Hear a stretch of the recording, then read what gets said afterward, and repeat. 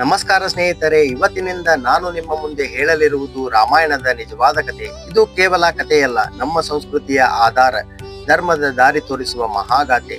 ಆದರೆ ರಾಮಾಯಣವು ಶ್ರೀರಾಮನ ಜನ್ಮದಿಂದ ಶುರುವಾಗಲಿಲ್ಲ. ಈ ಕಥೆಯ ಮೂಲ ಇನ್ನೂ ಹಿಂದಿನದು, ಅಂದರೆ ವಾಲ್ಮೀಕಿ ಮಹರ್ಷಿಯಿಂದ ಪ್ರಾರಂಭವಾಗುತ್ತದೆ.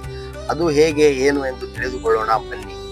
ಒಂದು ಕಾಲದಲ್ಲಿ ರತ್ನಾಕರ ಎಂಬ ದುಷ್ಕರ್ಮಿ ಅರಣ್ಯದಲ್ಲಿ ದರೋಡೆಕೋರನಾಗಿ ಬದುಕುತ್ತಿದ್ದ. ಈತ ಜನರಿಂದ ಚಿನ್ನ, ಆಭರಣ, ಹಣವನ್ನು ದೋಚಿ ತನ್ನ ಕುಟುಂಬವನ್ನು ಸಾಗಿಸುತ್ತಿದ್ದ. ಆತನಿಗೆ ಒಂದು ದಿನ ನಾರದ ಮಹರ್ಷಿಯವರ ಭೇಟಿಯಾಗುತ್ತದೆ. ಆಗ ನಾರದರು ಕೇಳುತ್ತಾರೆ, ನೀನು ಇಷ್ಟೊಂದು ಪಾಪ ಮಾಡ್ತಾ ಇದೆಯಲ್ಲ, ನಿನ್ನ ಪಾಪದ ಫಲವನ್ನು ನಿನ್ನ ಕುಟುಂಬದವರು ಸಹ ಹಂಚಿಕೊಳ್ತಾರಾ ಎಂದು. ಈ ಪ್ರಶ್ನೆಗೆ ಉತ್ತರವನ್ನು ಹುಡುಕಲು ರತ್ನಾಕರ ತನ್ನ ಮನೆಗೆ ತೆರಳಿ ಕೇಳುತ್ತಾನೆ. ಆಗ ಅವರು ಯಾರು ಅವನ ಪಾಪವನ್ನು ಹಂಚಿಕೊಳ್ಳಲು ಸಿದ್ಧರಿರುವುದಿಲ್ಲ. ಆದ್ದರಿಂದ ಆತನು ಜೀವನದಲ್ಲಿ ಆಘಾತಕ್ಕೆ ಒಳಗಾಗುತ್ತಾನೆ. ಮುಂದೆ ಆತ ನಾರದ ಮಹರ್ಷಿಯವರ ಸಲಹೆಯಂತೆ ಅರಣ್ಯಕ್ಕೆ ತೆರಳಿ ತಪಸ್ಸು ಮಾಡಲು ಸಿದ್ಧನಾಗುತ್ತಾನೆ. ಆಗ ಮಹರ್ಷಿಯವರು ಅವನಿಗೆ ರಾಮ ಎಂಬ ನಾಮವನ್ನು ಜಪಿಸಲು ಹೇಳಿಕೊಡುತ್ತಾರೆ.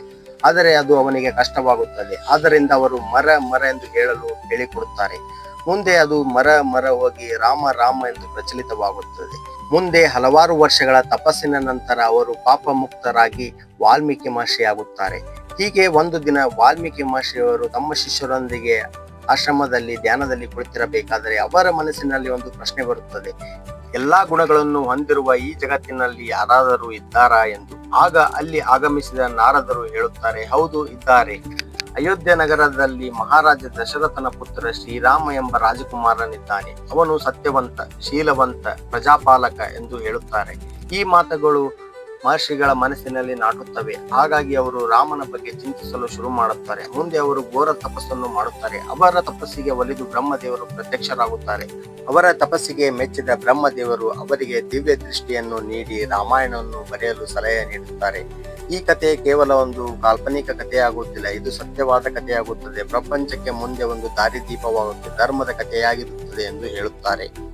ಮುಂದಿನ ಭಾಗದಲ್ಲಿ ದಶರಥ ಮಹಾರಾಜರ ಯಜ್ಞ, ಶ್ರೀರಾಮಚಂದ್ರ, ಲಕ್ಷ್ಮಣ, ಭರತ, ಶತ್ರುಘ್ನರ ಹುಟ್ಟಿನ ಬಗ್ಗೆ ತಿಳಿದುಕೊಳ್ಳೋಣ.